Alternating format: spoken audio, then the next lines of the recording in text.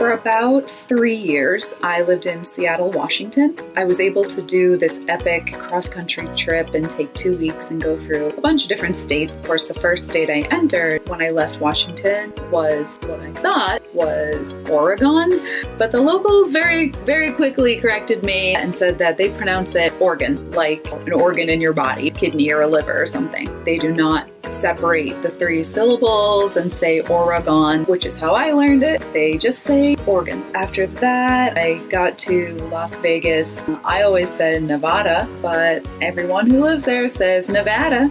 I thought that was maybe like dealer's choice, pun intended, but actually I was corrected a lot by everyone who lived there and said, no, it's Nevada, not Nevada. I also drove through Kentucky and stayed with a friend in what I thought was Louisville or Louisville, but they take out a lot of those letters and just say Louisville. Very smooth, Louisville. And similarly, New Orleans in Louisiana, they all pronounce Nolens, Louisiana. It sounds much cooler. Back on the East Coast, so I grew up in Massachusetts. Every time we went to the town Wooster, I would see these signs that said Worcester or Worcester or maybe Worcester. No, it's pronounced Wooster. If you're a local Massachusettsian and you have any kind of Bostonian accent, you're probably actually going to say it Wooster. A lot of letters in there, just kind of suggestions.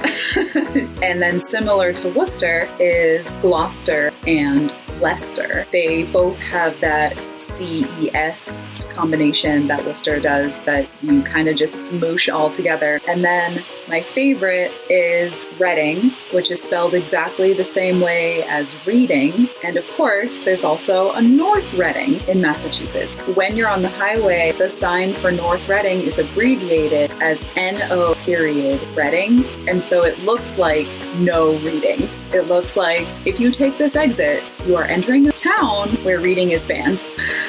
So I remember always being really concerned about that when I was little.